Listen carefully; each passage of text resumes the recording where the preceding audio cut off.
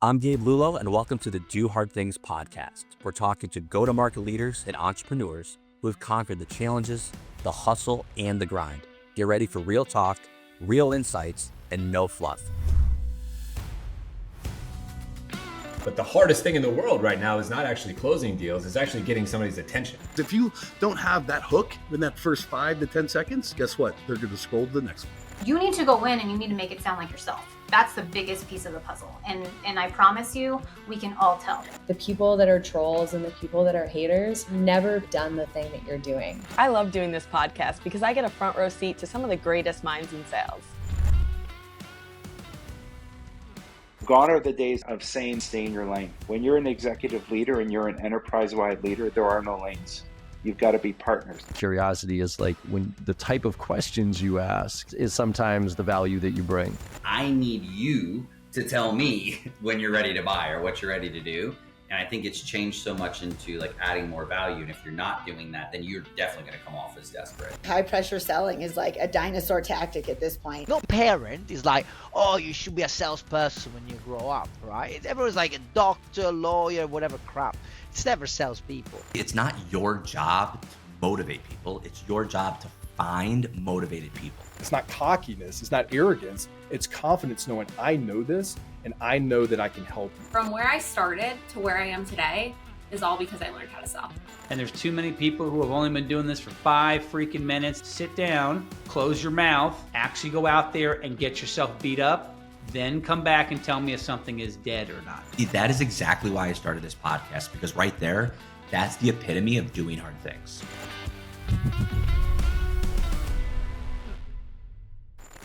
Welcome back to the Do Hard Things podcast with Lexi and Gabe.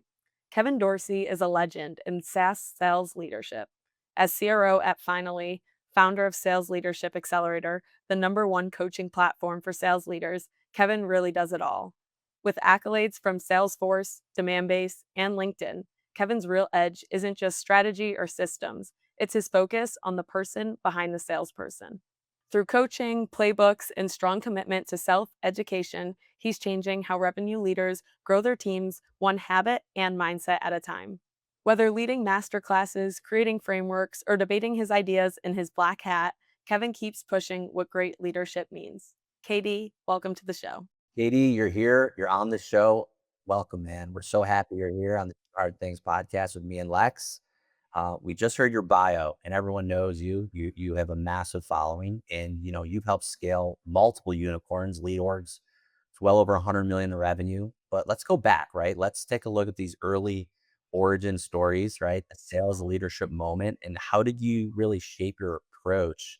And what got you excited about being in sales? Because most people I know don't go to school or say one day, hey, Dad, I'm going to be a salesman, right? How did that start for you? I mean, so it's funny, like I got into sales, honestly, almost for the opposite reason. I think a lot of people choose to get into sales. So I did choose to get into sales, like not like in school, but it's because I dropped out, right? So I was 15 credits from graduating in a major that I knew I was never going to use. And so I was like, I can't, like, I'm working 2 jobs through college to pay for this. I'm never going to use this degree. Like I need to do something. But something that's always been a little bit of a, I don't know, strength of mine or consistency is that I pick up on patterns very quickly. Like, okay, this and this and this and this. And one of the things I noticed is there were always sales jobs. Always, no matter what, there were sales jobs, even if it was commission only. So I got into sales because like, look, no matter what, I'll have a job. Like, even if I'm not even good at it, like at least I'll be able to find something, to do. And I was like, man, like I'm a really hard worker. Like I'll probably be all right. So that's what got me into sales. Was like, I know there's always gonna be jobs. And at the end of the day, I will just outwork everybody if I have to. But it was never under the guise of like, man, I'm gonna President's Club and watches and cars. It's just like, hey, like I just don't want to work at, Old Navy. And so I'd rather like find, so that's what got me in to sales. And I did knockoff Cutco knives, insurance, I did MLM supplements for a while. And then I got into the personal training side of things. And then that's kind of where I grew from there. But it was a choice, but it sure as hell wasn't for the glitz and glamour. It was for the, well, I think I'll always have a job, and that's all I need. Right. So obviously the show is called Do Hard Things. And I always say we don't bring people on who have, multiple Harvard degrees or was given a multi-million-dollar business from dad when he turned 18, right? So But like you, I relate to you a lot because, I was a bartender before I was an SDR. I was, watching my family who was very blue collar, right? Very blue collar family. And I realized, oh my God, my mouth can make me money. That was like an aha moment for me. But what we do, even though we're not lifting heavy things or smelling like, fish at the end of the night shift at a restaurant, or we're doing door-to-door sales. The thing is this, is like, is it really that hard? Like, is what we do actually hard? And why do people struggle with sales? Because the turnover rate, especially in insurance and all these other entry level sales, those SDRs, it's so high. What gives? So it depends on how we define hard, Right. right? Because is sales hard? Yeah, yeah, it is. Like, dealing with rejection is hard, right? We are emotionally wired social creatures. And so to day in and day out be rejected is hard.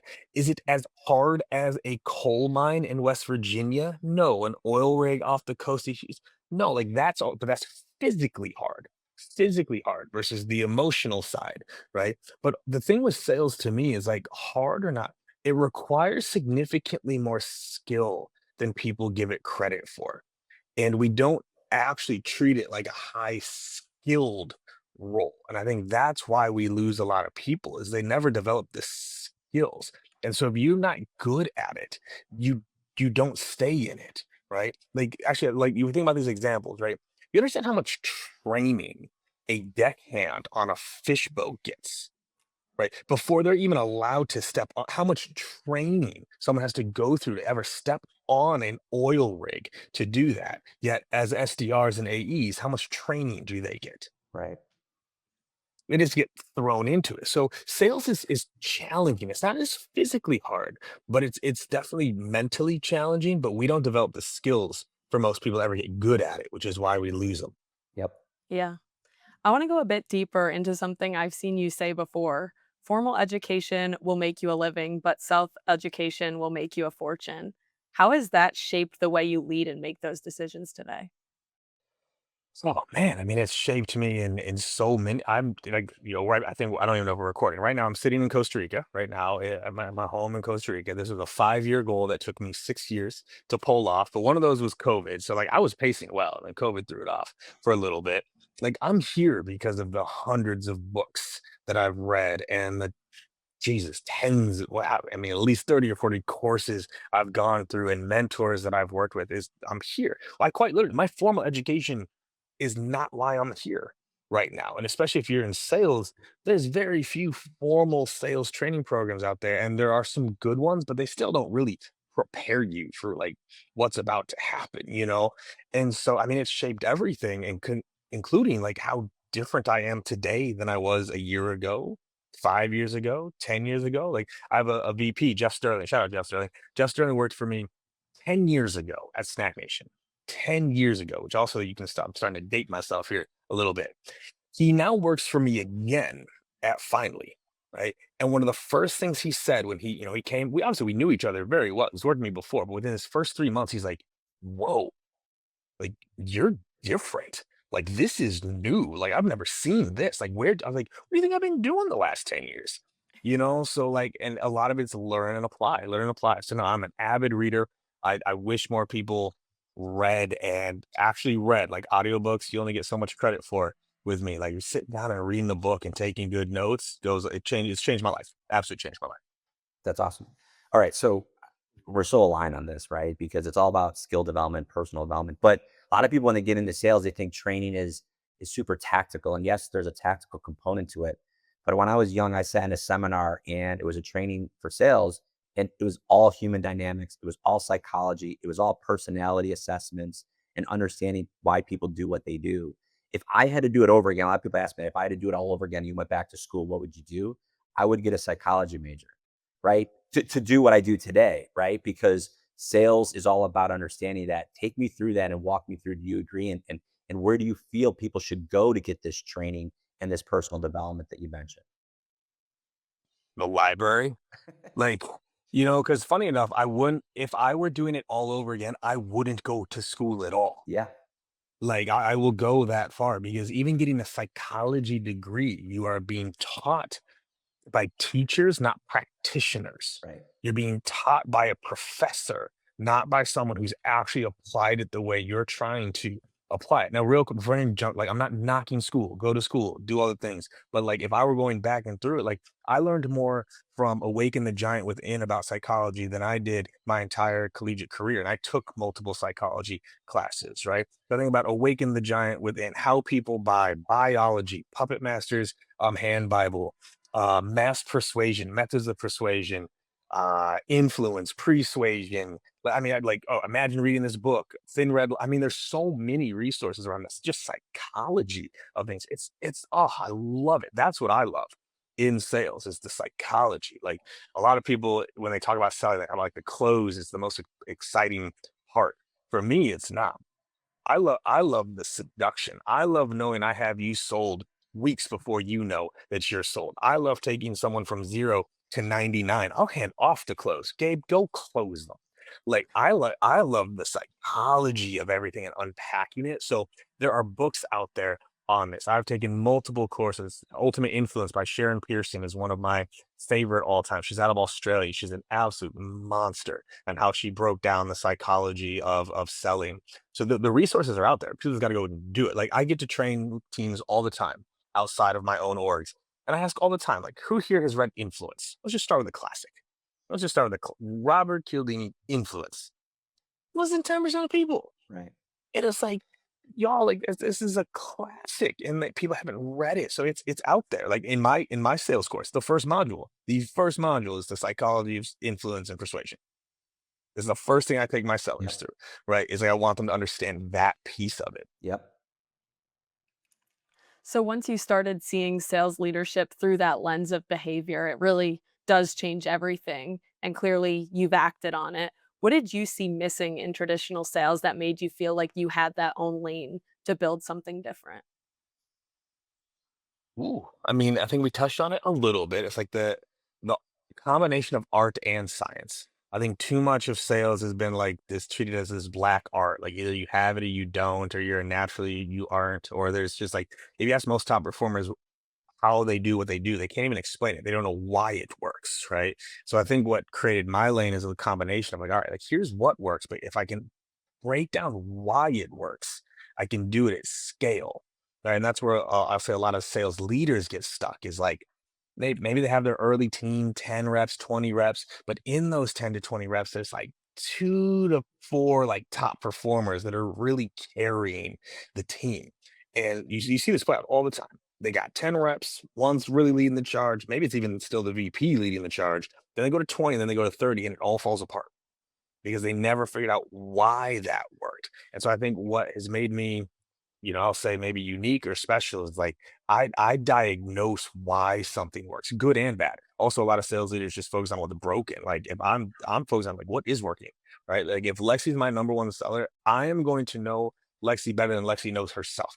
I'm going to listen to every demo, every disco, every follow-up email. I'm going to listen to how she pitches, what she gets people to say, the jokes that she tells, when she pauses, the questions that she answers. I'm going to diagnose that, right? And then that's what's going to allow me to scale it out to other people. So I think that's what helped me kind of craft is that people either treat it like an art and they don't break it down, or it's just science data. Do more.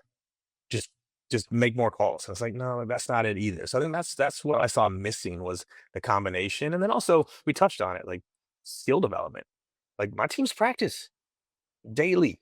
We train weekly. We review calls every day. Like we train like actual athletes, right? Whereas like most, the people love to call sellers the athletes of the business world. They don't act like it. They don't take care of themselves nutritionally. They don't take care of themselves emotionally. They don't practice. They don't review game film. It's like, what athlete would you be if you weren't doing those things? So I think that also I saw was missing. I have implemented a lot into my orgs. Yeah, I mean, let's double down on that, right? From going from psychology down into process, because I know you're a process, you're a system guy. It's the only way to scale, especially people. You build teams from 0 to 150 plus reps multiple times. Let's talk about early stages because our audience members are, either founder-led sales or they're, brand new SDR managers or, brand new VPs of sales. What are those first hires, right? What are those first decisions that you make or really break those early stages of scaling out a team? So I think first it's like you got to make sure it's working for 2 to 3 reps, because if it's not working for 2 to 3 reps, it's not going to work for 10. And that's where I see a lot of people go sideways, is like if the founder's not selling well.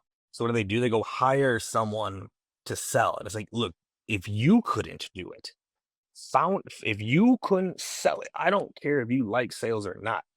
As a founder, you should be so passionate about the problem that you're selling that that's contagious enough to 20% of the people you're talking to. So that's the first place I see things break, is like no one has actually successfully sold it yet. It's only been through like investor introductions or like warm networks. No one has actually sold it yet. Then they go hire sellers. Like, oh, I'm gonna hire sellers to sell it. Okay. Good, little bit good luck with that. But let's say you do have 2 to 3 that are succeeding. Your first step is actually kind of what we're talking about. Like, one of my favorite acronyms I use with my team is the wiggle. So wiggle is WGLL, which stands for what good looks like. Wiggle. All right. Here's what good looks like. And then in order to scale, you have to go through the 5 Ds of scale, which is diagnose. Can I diagnose what good looks like? Meaning, can I explain it? I can't just say, go do what Lexi does. That doesn't work. That doesn't scale. I need to say, okay, so Lexi runs disco like this. Here's why we believe that works. So there's the diagnosis. Once I've diagnosed what good looks like, then I have to define it. This is what good looks like. From define, I get to document. I got to write it down, right? Here is what good looks like. Now it's written. Then you go to the next one, which is demonstrate. Now you be able to show these people, right? Again, early stage, too often they get no training because it's the founder, right? Like there's no one there. So they get no training. So you have to demonstrate. Can you show him? And the last D is drill. You got to drill day in and day out on that. And so if you're going through this and you're an early, it's just a founder, you're just early, you need to be recording everything that you do. And so the easiest ways to go through the 5 Ds is if you're selling, okay, you had your call. Now you need to review that call and explain what you did and why. All right, so here real quick, they just asked like, how much does it cost? The reason why I said, well, it's a range is because like you have to explain why, like it's the easiest way to then onboard these new reps is if new reps come in and they have 50 calls to listen to with breakdowns of the founder and why they did what they did, that's the best onboarding hack you can possibly have, right? And then also too, if you're early stage, this is actually really important. If you know what good looks like, you need imitators before you need innovators.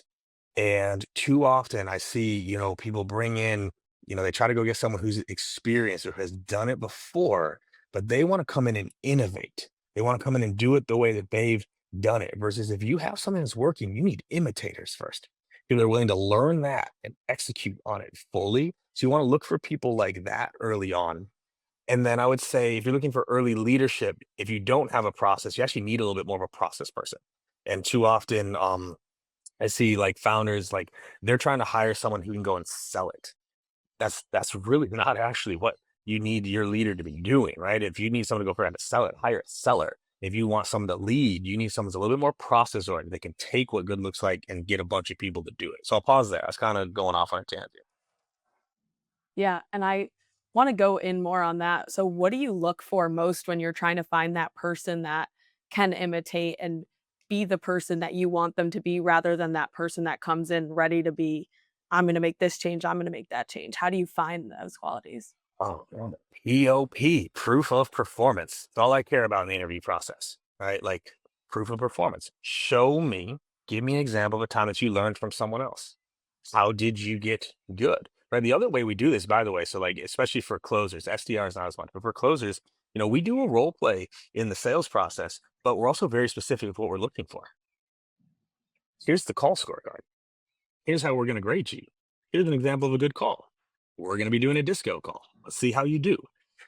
I gave you the answers to the test. What am I about to learn when you show up to that role play session?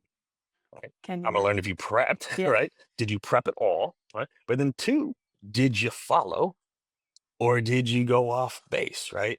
And then the third piece is the only reason we actually role play is actually not to see how good they do. It's to see how well they prep and follow. But then the second part of it is we give feedback, right? So let's say we just role played Lexi. It's like, Lexi, I really liked this. I really like this. But you didn't actually quite dig deep enough here. That was a good opportunity for like a second layer question. You could have unpacked it a little bit further. And we pause. We're looking for 3 things. 1, this is literally 100% success rate. It happens less than 5% of the time. But anytime an individual said, thank you for that feedback, can I go again? immediate hire. Immediate. Every single rep in my entire career that is taking that feedback, like, can I go again? No, you can't. You can start on Monday. Like, they have been that successful. Any rep that's been like, yo, like, let me go again. So I'm looking for that. Two, I'm looking for their ability to take that feedback. Are they getting nervous? Are they getting squirmy? Or are they taking notes? Like, oh, okay, actually, yeah, that was good. And then we do it again. What do you think I'm looking for on this second role play? How well can they apply what I just taught them, right? So when I know what I'm looking for, I build the interview process around it. Yep. So process. Now there's a flip side, right? It's a double-edged sword. When you get too processed, then it's, a killer for creativity. It's sometimes a killer for culture. It's too systematic. How do you have that balancing act in place? Because I know people that have worked for you and with you, as you mentioned before, multiple times people have worked for you, that you create an amazing culture. And it's like I said, that sports mentality. How do you do it without process getting in the way? So it's funny because this question gets asked sometimes, and it's a common fear. The only time process gets in the way is if it's not working. Right. If it's working, no one cares. If it's working, no one's complaining like, "Oh, this is too structured." I'm hitting quota, I'm making my money, I'm having a good time. So I've yet to really see process be the problem. Mhm. It's what is the process that is the problem, right? Like, and this is, again, like if we use any other analogy in the world, we could talk about surgeons, we could talk about lawyers, we could talk about professional athletes. Like, not a single one of them would be like, all right, you know what? I'm just gonna wing it today. You know what? I need to be a little bit more creative in my surgical process, and I'm gonna do this open heart valve differently today. I'm tired of the system. Like, no, right? And so there's nothing wrong with systems and the process. Is whether or not it works, and that's the problem. Is too often it's a process that doesn't work. They're holding someone to med pick, even though it's like has nothing to do with what's actually working in the real world. I had I had a consulting customer. This was 2 years ago now. They brought me in, this, that. They had a team of about 20, and they're like, yeah, we're really trying to get this process going, blah, blah, blah. But like, our biggest problem is our top performers don't follow the process at all. How do we get them on board? And I said, hold, y'all, I'm gonna hit you. It's called the KD pause. My team loves it. I know they do. But I was like, y'all, I'm gonna need you to say that back to me again very slowly. They're like, okay, our top performers don't follow the process at all. Yeah. I was like, their top performers aren't the problem. It's your process. Like, so like that people just get it so jacked up sometimes, right? So I don't worry about too much process. I don't worry about too much system. I worry about whether it's working or not. And I know whether it's working or not by measurement and like feedback and influence across the team. Right? And it creates a better culture, right? Like, people always forget too. Think about, I'll use sports as an analogy. You practiced the fundamentals 95% of the time, because what allowed you to then figure out how to do a fadeaway, right? But you had the fundamentals were what you practiced, right? Structure actually gives you more space for creativity, because when you're trying to think of what to do, you actually can't be creative. That's actually the whole thing about y'all know this, when you sit down to be creative, how well does that go? Not This is well. my creative time. Today is I'm going to be I'm it's only actually creative like in the shower right before I go to bed, right? right. Okay, but this is actually why it works. Yeah. The reason why it works is because you're not thinking, Yep. right? So structure actually makes the thinking less, so you can be, one, more present, and two, that's actually where the creative idea, because you're not wondering what you're going to say next. You know what you're going to say next, which is what allows you to be creative in the moment. Whereas if you're winging it, you actually can't be creative. You're scattered, and that's very different. Yep. Yeah. So, off of that, when you're coming into these companies where you're seeing these gaps come up, are you ever facing organizations that are resistant to make those changes and step back from the processes? And how do you really help course correct that? So it depends heavily on their desire, right? One of the things I have learned in leadership and in consulting is you can't help those that don't want to be helped. Like, if you don't want to be helped, Yeah. I can't help you. And I've released that control of like, I would say earlier in my career, I can help everybody. I can help anybody. Just give me enough time with them. I can help anyone. They gotta want it, right? So actually there was a large company, I won't say who they are now, but they reached out to me earlier this year for like, to work with their sales leaders, right? So I do mostly sales leadership training at this point because I realize that's where a lot of it goes south. Like, I can train your reps all day long, but if your leaders don't know what the hell they're doing, doesn't matter. Right. And they brought me in there in the discovery process. This was going to be like a six-figure deal for me.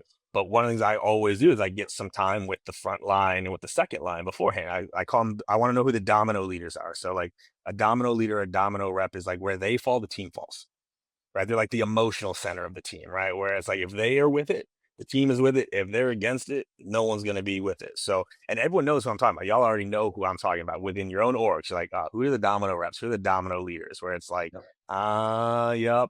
And they're almost never the top performer, by the way. They're almost always like top 20%, but they're the emotional leader of the team, right? So I got time with 3 or 4 of their domino leaders, and I got off those calls and I went back to them and said, I'm sorry, I can't work with you. Like I can't work with you. It's like your team has zero desire to improve. Zero desire to improve. And I can even tell from y'all, you're doing this because it was a mandate from, the CRO or whatever. I was like, that's not here right now. Here are some other people that I think you could work with. Go have at it. Right. There were people that followed up later afterwards, like, shoot, you were right. It didn't land. It was off. I was like, so like you can't help those that don't want to be helped, right? But on the flip side, that's part of our job, like in discovery and all that, is like find out a reason why they should do it, right? But I'm tired. I'm tired, Lexi. I'm not gonna fight people, like I'm not if you're not willing to fight for yourself, I'm not gonna fight you, like it's just not. Well, there's a good old Mark Twain quote. I think it was Mark Twain or just whatever. They give him credit for all the quotes now if they don't know who actually said it. He said, never argue with an idiot because they'll beat you with experience, and from a distance, no one can tell who's who. Right. And so like I'm not here to convince you anymore. Like I'm not here You turn to like to the idiot. fight. Yeah. Like it's like, all right. So there are places where there's pushback, but the difference too is if you build, Gabe mentioned it earlier, if you build the right culture internally, like you stand out for not following it. Right? Because it can no longer be about me driving the culture of an org, right? Like I have to build the culture where the culture runs itself, right? Like if you come in, oh, practice is bullshit. Like I'm not gonna follow this. What's this script? And the team's like, bro, like what are you talking about? Like this thing works. Like so that's how you have to create a culture around it, but you also have to be unrelenting on that culture. And that's where I see people also early on, they make they make exceptions. They allow things to occur that they know are not okay, and then that creates the opposite type of culture that they actually need. Yeah. So let's narrow down on the reps because there's a lot to unpack here. So let's say the desire's there. And even if we want to go leadership as well, the desire you find is there, but they're still stuck. Maybe some people are saying I'm burned out, maybe you underperforming. What's your position on what to identify when someone is stuck, even and they're willing, hey, teach me, Katie, what do I need to do? I'm ready to absorb anything you tell me. What is the things that you are identifying right there when you see someone that's really stuck or not underperforming? Yeah, so the methodology that I teach my team, my leaders that we go through is called BIPSI. So BIPSI stands for behavior, issue diagnosis, process, skill, and you. Right. So if I have a rep that's struggling, I have to diagnose. Well, is it behavioral? Are they not doing the right things? Right. Then we get to the I, which is individual and issue diagnosis. So the I for the individual, like, are they okay? Like, how is their energy? How are they sleeping? Are they taking care of themselves? Do they have goals? Are we aligned on this? So the individual issue diagnosis process, are they do like is there a process broken somewhere, right, that is making their job harder to achieve? Skill, is there a specific skill that is lacking right now we have to develop? But then the last letter, why, you as the leader, are you doing the right things? Have you been coaching them? Have you been giving feedback? Have you gotten agreement and buy-in? Have you done inspection? Have you listened to their calls? Have you shadowed? Like there's a whole checklist, right? And so we have this whole checklist called the did I checklist. There's a rep did I checklist and there's a leader did I checklist. I'm like, did I? do the right things, right? Because more often than not, we never actually diagnose what's causing the issue. And so going through that process, if I can diagnose what's causing the issue, that makes coaching easier. 90% of the battle on coaching is making sure you're coaching the right thing. And this just happened last Friday. That's right. I had a group coaching call. And one of the leaders on there, is like, yeah, my SDRs, I need to double their production, blah, blah, blah. So we're kind of going through this process. And he's like, yeah, I was like, so, all right, where are you focused? He's like, all right, the pain. We're not getting enough pain on these calls, right? Pain and impact and da, da, da, da. He's like, this is all the thing. I was like, okay, cool. So if we do that, right, that would increase your conversation conversion rate. He's like, yes. I said, what is it right now? He's like, it's about 20% right now. It's like, how high do you think you can get it? He's like, 30%. I said, okay. So they talked to 10 people. They go from 2 to 3. How many people are they talking to per day? And he was like, oh, they're talking to at least 10. I was like, no, they're not. I can promise you based off your data. No, they're not. How many are they talking to per day? He goes in and finds out they're only talking to 1.5 people per day. Wow. I think so. He was about to roll out this whole coaching program, this whole coaching plan, trying to fix the thing that wasn't broken. Right. And then this is what happens with reps is they try to fix what isn't broken, which then has them scattered and scrambling, right? And then they try something, it doesn't work, but it wasn't the problem. So one is the diagnosis for sure. And then it's most people, they don't practice enough. They just don't. Right. I'm sure for both of y'all, either one of you play a sport or instrument growing up. What do we got? I'm sure both of y'all did. What was your sport or instrument? Lexi, you're the athletic person. She's, by the way, an insanely good pickleball player. Like, will beat everybody in Florida, just so you know. Okay. Yeah, growing up, I was cheerleading, and then now I'm very big into pickleball. Okay, right. So cheer is just a perfect example. I don't think a lot of people appreciate how much goes into cheer. Right. Think about your time spent, Lexi. What percentage of it was spent practicing, and what percent of it was actually on the field or on the court for games? Yeah, it's crazy. Practicing every night for about 3 hours, and then once you're competing, it's 2 hours and 2 minutes and 30 seconds. So Right. quite the difference. 3 hours a night. For how long would you practice for a performance? So that 2.5 minute performance, how many weeks or months would you practice that performance before actually getting on stage? At least 7 months. Okay, y'all hearing this? This is for a cheer competition, by the way. 7 months of 5 to 7 nights per week of 3 hours to get ready for a 2.5 minute performance. And then, by the way, Lexi, in those practices, do you ever do things outside of it, like strength or flexibility or plyometric work or anything like that? Yeah, we would do CrossFit.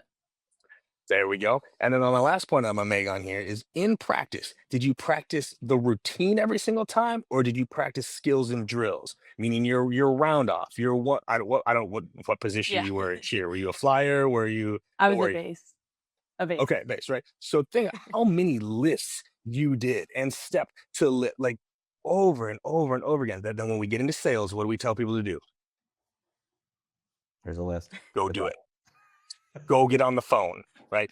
Go on stage tomorrow, right? And so this is where most sellers and reps go wrong is they never actually practice the skill that they're getting better at, right? Most people did put more time and practice into their high school sport than they do their sales career. And that is such a miss, and they wonder why they never get better. This is actually why I don't do a lot of role plays in the interview process for sales dev reps, because I'm like, they're not supposed to be good yet. They're not, they haven't had enough practice yet. Like, why would I even expect them to be good? And so that's the point I'll make there, Gabe, is like there's plenty of people that want it, but imagine how long it would take for me to get good at being a cheer base if all I did was that 2.5 minute performance. Right. Like, I'd be killing people. Like, people would be dying because of me, because I don't know what the hell I'm doing, but I'm on the field, right? I'm up there doing it. So that's my rant on practice. Do you think a lot of that comes from higher ups having that pressure of getting something ramped up very quickly? Mhm. Yeah, absolutely. And I think there's the pressure side, but if anyone would just take one step back and try to apply the analogy anywhere else, right? So imagine Lexi's cheer team goes to a competition, right? And it goes poorly. All right. They didn't place, there's a bunch of drops, whatever else. And they show up to practice the next week, and the coach goes, you know what? We sucked on Saturday. We did not execute, etc. Says, you know what we're going to do? We are not going to practice. We're just going to go do it again. We're not going to practice it. We're just going to go do it again because we did it bad. Like, it doesn't make any sense, but that's what like sales leaders do all the time. So my team doesn't have time to practice. Why? Because they're too busy missing the number. Because that makes sense, right? So like you have to think about like what are we actually trying to achieve, and then you make the time for that stuff, right? People they just don't apply it, and the back we talked about before. Unfortunately, most sales leaders also didn't get training, both as a rep or as a leader. So their default is not to train because they figured it out on their own. They were a part of the 10% that figured it out on their own. So then we apply the same logic to the 90%. Doesn't work. Doesn't work. Yep. Okay, let's switch gears. Let's talk future of sales, and I want to double down on actually sales people and technology. I know Lexi wants to talk content for a moment, but here's my question.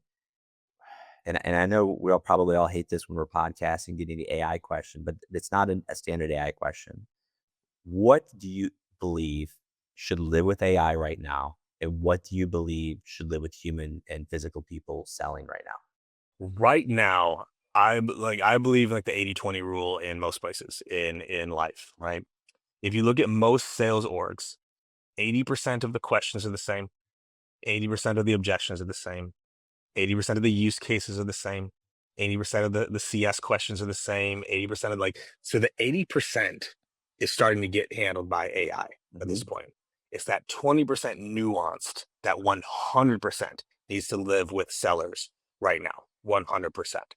Okay? The other one right now that AI is just, I just haven't seen it yet. It doesn't mean it's not ready, but it's just, AI can't really guide someone through a visual demo yet. Right? Like, okay, so I want you to go click over here real quick. And how would it can't like still can't actually do like a screen share, you Right. know, like and actually walk someone through a product live. You can do recordings, but it's just not the same. Right. So product intensive, anything that is very heavy integration use is definitely person based right now. And it requires like heavy 20% disco, right? Like you've got 50 accounts and you need to understand how this product will specifically help that company. That's there, but the 80% that really is getting close with AI right now. Inbound 100% can be done by AI right now. Most AI, if you prompt properly, is writing better outbound emails than what SDRs are writing right now. But inbound phone conversations, like I've listened to some AI in the last 2 weeks and I'm like, yep, it's there. Yep. It's And there. I've Right. heard you on a podcast recently say that, pretty much AI and tech is running all of those automations, specifically email and messaging. But when it comes to physical cold calling, you're having your SDRs physically have those conversations. Are you still bullish in cold calling in this day and age with all the noise? Absolutely, right? Because also from my understanding of the law, which I know way too much about at this point, cold calling with AI is not legal. Yep. And because of that, it is the space that you can still play in, right? Can you imagine if you could absolutely legally cold call with AI? Like you're talking about millions of calls being made per day. Like you'd call your entire town good Lord. So I like to look at places as like, all right, that can't be. Now inbound again, inbound different. Someone opts in, T's and C's, welcome to the you know what show, right? At that point, like then AI is all over. But for cold calling, it's still not really allowed to be done. And so yes, my SDR is only cold call. That's it. We handle the email, we handle the social, we handle all that behind the scenes for them. They are really good on the phone, right? Now, is it getting harder? Yeah, it is getting harder still, right? Like it just is. But if you look at where there's more space to play, there's cold calling and there's video. They're the only two that are still like really strong places to play that are not just being completely overrun right now. And I'm also preparing my cold callers to be better sellers because they know how to have these conversations. So when they graduate to AE, they've had these conversations. They haven't just been pressing go on a templated email for the last year and a half and tripping into quota. So now very bullish on cold calling.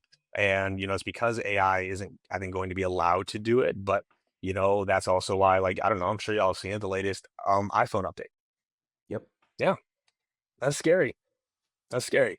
It's like, well, okay, right? And we do intros the right way, and we don't do any of the cheesy stuff, and we do have great tonality, etc. But if there's a wall there that prevents it, right? Like, and y'all know what's gonna happen, by the way. Sellers are gonna abuse it first, right? They're gonna be saying sketchy things on that intro of like, oh yeah, I'm just calling you back. People are like, who, like, what's going to happen. And then that's going to get slapped as well. So yeah, I mean, that's my take on AI right now.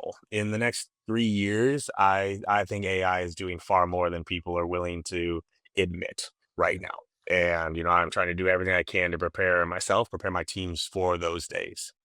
And so content, and I'll parlay to Lex because you have almost 150,000 followers on LinkedIn. Your content is sought after by everybody. I mean, you are the quintessential thought leader in this space. But I'm now seeing SGRs, many work for us, who have 10, 20, 30,000 followers and are posting content, all day, every day in the SDR role. What's your position on content? And I know Lexi has a handful of follow-ups for you on this. It's all about who's the consumer of the content, Yeah. right?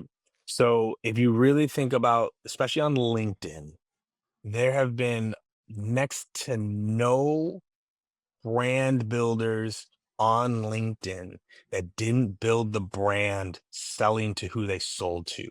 Meaning most of the LinkedIn influencers were sales people selling to sales people. So you can build a brand as an SDR, giving SDR tips because you also sell to SDRs.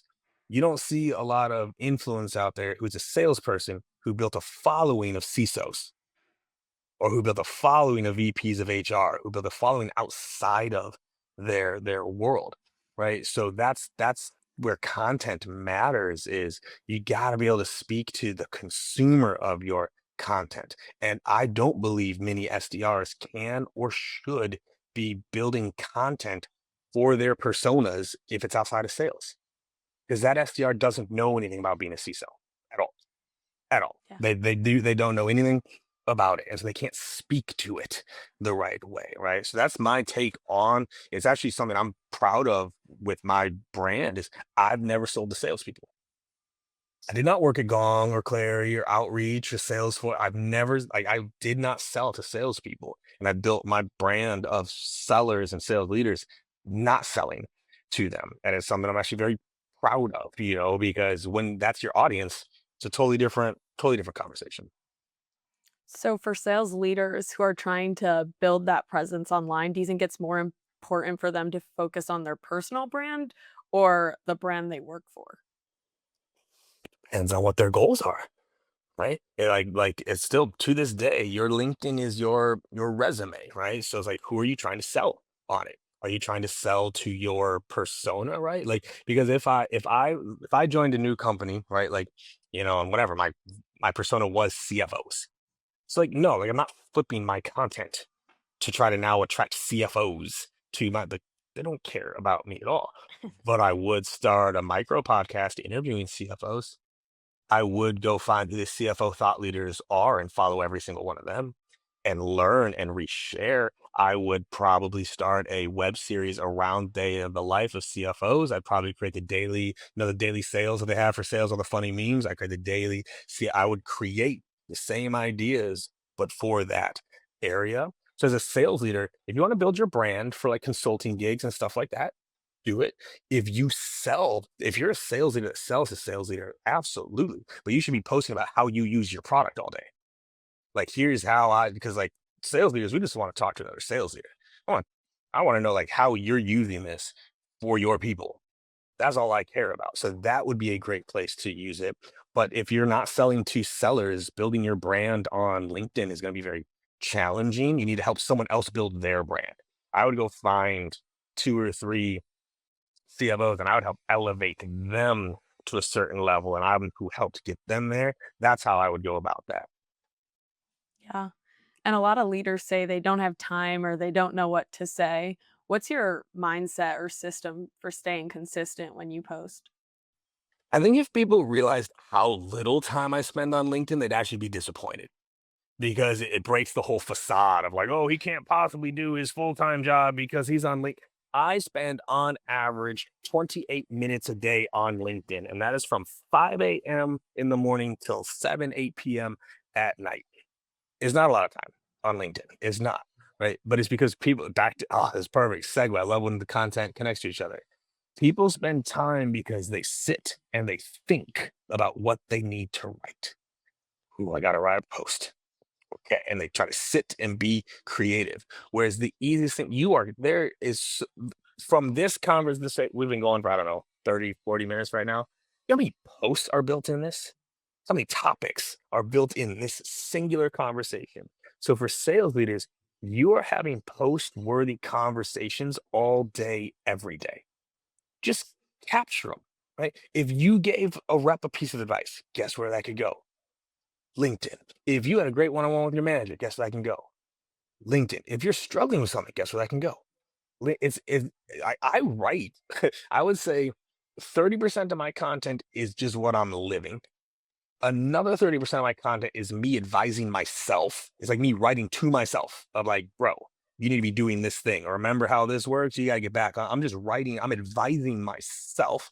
Another 30% are things that I'm learning, right? Because I'm reading, I'm consuming new content. And the last 10% is like, I don't effing know. I just felt like writing that thing, right? But I don't overthink it. I don't put that much time into it because I realize like that's the content that lands.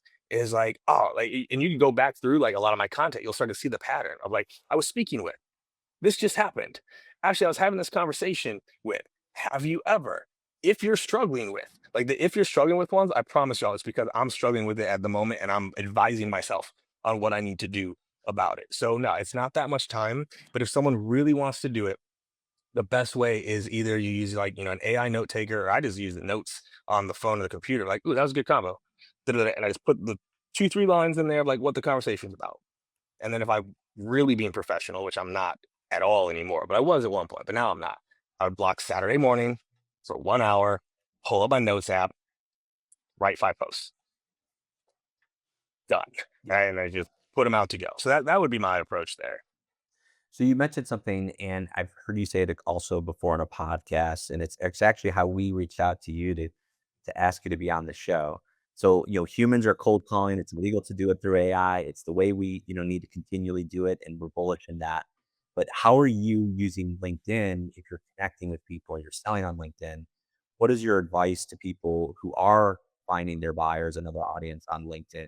They are a seller. What do you do to cut through the noise, and what's your advice for people who are trying to sell to other? So if you're selling through LinkedIn, video and voice are still just so underutilized. It's comical. Like it's actually comical. I've actually, funny enough, I've almost stopped talking about it because of what I mentioned before earlier. Like I'm just tired of fighting people that aren't ready for it. You know how long I've been talking about video? Like, I'm, dude, I'm a decade in. I was in my home base in Austin. I actually have one of my old sales binders from 12 years ago where I had all my cadences manually mapped out, because back then we didn't have a tool for it. Literally, I was sending video back then, right? Recording the go to meeting, whatever else, and sending, right? Like way before the video. But like people they're not willing to do it. They're just not willing to do it. I think I shared with y'all so everyone for context, they sent me a video message on LinkedIn was how they got me, right? In case any of y'all are wondering, I get a couple hundred LinkedIn messages a month on the low end. That was the only video I got in that 30-day period of time. Only one. So to stand out, actually not that hard. Darren McKee talks about this a lot too. He's all about the voice notes. Now, personally, I hate voice notes, but I'll listen to them. I don't like them, but I'll listen to them. He just sent me one yesterday. I was like, damn it, Darren, I don't want this, but whatever. He sent me one. Okay? Like no one does that, right? So those are things where it's important to like, that's so easy. It's so easy to stand out, right? Back to whether sales is hard. How hard is it to record a 30-second video saying, "Hey, I was just researching your account. I actually saw this here on a post, or I saw this from your CEO, or I saw this from one of your individuals. It's led me to believe maybe I'm able to help. So I'm gonna ask a couple questions. Seems even worth it. We've helped other companies like you. Let me know." That's not hard. That's like, you know, so yeah, I would video and voice notes for sure.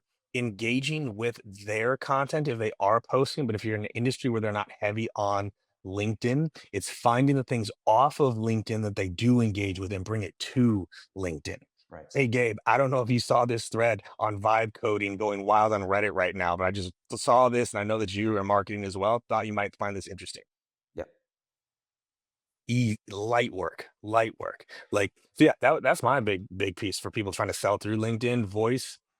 Voice, definitely video for sure, and then bring things off of LinkedIn to LinkedIn because we also know LinkedIn doesn't like you sending people out of LinkedIn. So if you're bringing things into LinkedIn that keep people on there, LinkedIn seems to reward that a bit. Yep. Awesome. Thank you so much, Kate. Really have appreciated this conversation and everything that we've gotten out of it. Who should reach out to you and where should they? Oh shoot. I mean, nobody should. I am all smoke and mirrors, so I don't want to disappoint anybody that reaches out expecting anything. But anyone that is actually I'll start this one. If anyone lives in South Florida and wants to be in sales and sales leadership, hit me up. My company's based out of Boca Raton out there. So if anyone's in South Florida looking for a sales gig, hit me up. For those that are not, if you're in sales leadership, definitely can check out Sales Leadership Accelerator. I do a lot there to try to help sales leaders. And, you can follow me on LinkedIn. Like I try to put good stuff out there from time to time. And, some people seem to resonate with it. Awesome. Thank you.